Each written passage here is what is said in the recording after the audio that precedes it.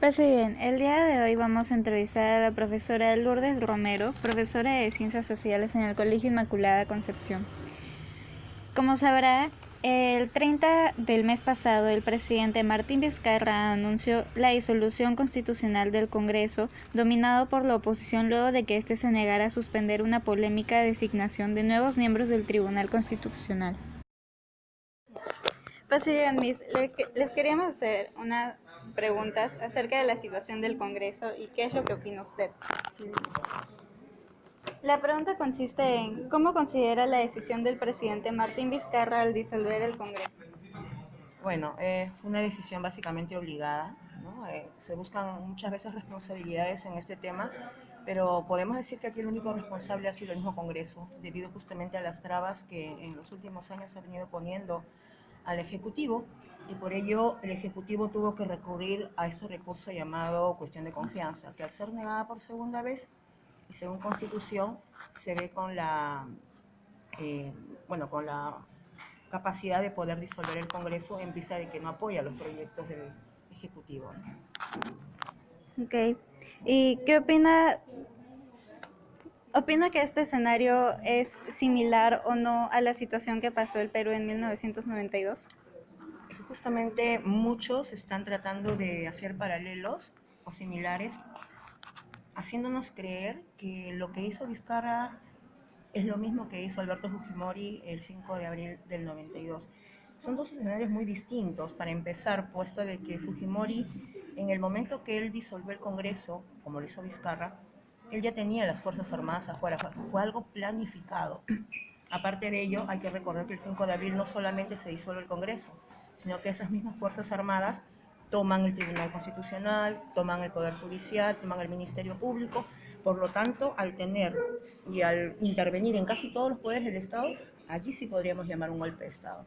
Sin embargo, Vizcarra, ceñido a la Constitución por la negación de la cuestión de confianza, disuelve el Congreso sin necesidad de sacar a las Fuerzas Armadas. Entonces vemos ahí dos escenarios políticos muy distintos. Bien. ¿Considera usted esta situación que afecta a la economía del país o no? Eh, Particularmente se puede decir que podría tener una leve afectación a la economía. Sin embargo, en estos días estamos viendo que la cuestión económica está avanzando normal, ¿no? La CONFIEP, de hecho, se manifestó que podría traer un retroceso económico, pero lamentablemente hay que tener en cuenta también que en el caso de la cuestión económica, los más pobres no ven el avance. Hay dinero, supuestamente hay exportaciones, hay inversiones, pero no vemos ese desarrollo en las zonas más altas, lamentablemente, y esto se da por la corrupción. Y parte justamente de cerrar el Congreso tiene mucho que ver con la cuestión de la corrupción. Entonces, yo creo que deberíamos tomarnos ese riesgo, ¿no? Eh, eh, pero como vemos ahora, el presidente ya puso paños fríos, ya llamó a elecciones, vamos a tener Congreso en febrero y por lo tanto no debería tener mayor repercusión económicamente hablando. O sea, dice que va a haber un mínimo. Puede haber un pequeño retroceso, pero al parecer no es muy significativo. Y como ya el presidente ya convocó elecciones y ya en febrero debemos tener un nuevo Congreso, no debería haber entonces el temor de los inversionistas. Aquí se va a seguir respetando los poderes. Para finalizar, ¿cree usted que toda esta polémica causa un impacto en la educación? ¿En qué aspecto en la educación? ¿Cómo causa un impacto? En general, podría ser. Bueno, si hablamos de información y de que debemos tomarlo con los chicos de ahora, con los estudiantes, bueno, de hecho que sí, es una noticia que de hecho tiene que ser tocada con los alumnos, tienen que estar enterados, porque así como tú ves, viene esto de, ha sucedido lo mismo que el 5 de abril, esto es un golpe de Estado, o por ahí el temor de que vamos a hacer una Venezuela y se va a convertir Vizcarra en un dictador.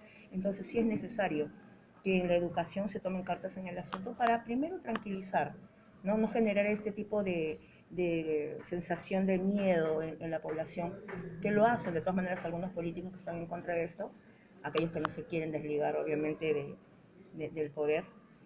Y por lo tanto, o sea, una población informada, de hecho, es una población que no se deja engañar, y en el caso de los alumnos y los jóvenes que lamentablemente en su gran mayoría ni siquiera están muy interesados en lo que pasa, creo que es importante informarles para que no sean engañados en adelante, ¿no? Y usted como profesora, ¿cómo le podría inculcar cómo le enseñaría a sus Bueno, alumnos? en la semana de esto, de lo sucedido, sí lo tomamos. De hecho, era obligatorio tener un stop en las clases para poder informar qué es lo que sucedía. ¿Cómo lo tomé? Bueno, haciendo primero un paralelo, tratando de ver las partes donde se estaban generando miedos, de primero hacer un paralelo con el 5 de abril y con lo que pasó ahora en septiembre. Y también haciendo un poco o quitando un poco el temor sobre que esto no va a ser una dictadura, que esto no se va a convertir en una Venezuela, y esto de la parte económica, ¿no? Y cómo, bueno, utilizando los recursos que hoy día, gracias a la tecnología, podemos tener, viendo, por ejemplo, lo que sucedió el 5 de abril, lo que pasó y todos los pasos que se dieron para la disolución del Congreso ahora, y haciendo participar a los chicos, qué opinan ellos también, ¿no? Qué información han tenido de repente de casa, de los diarios, y para que ellos mismos finalmente saquen sus propias conclusiones. Gracias. ¿Tiene alguna otra opinión, algo que agregar sobre el tema? Bueno, estamos viviendo una situación política, creo yo, no solamente nosotros ahorita como país, sino yo creo que en toda la región sudamericana se están dando movimientos muy importantes donde me parece que ya la población está cansada básicamente de un cáncer que nos destruye como sociedad, que es la corrupción, ¿no?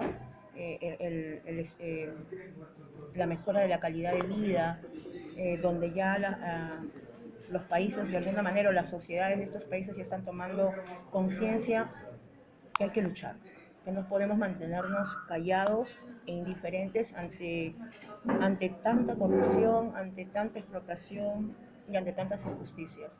Y son los jóvenes los que tienen que llevar esto de la mano, porque si vemos ahorita, por ejemplo, lo que sucedió con la disolución, son chicos, jóvenes universitarios que han salido primero a marchar, y lo que viene pasando en Chile, lo que viene pasando en Ecuador, lo están encabezando jóvenes. Es un poquito que nos da cierta esperanza ahorita como docentes, como que bien, los chicos ahora están haciendo lo que tienen que hacer, no se están manteniendo indiferentes ante tanta situación corrupta que vemos, y ojalá pues que llegue a un buen fin, ¿no? Básicamente por el bienestar de la población, que el pueblo es finalmente el soberano de todo.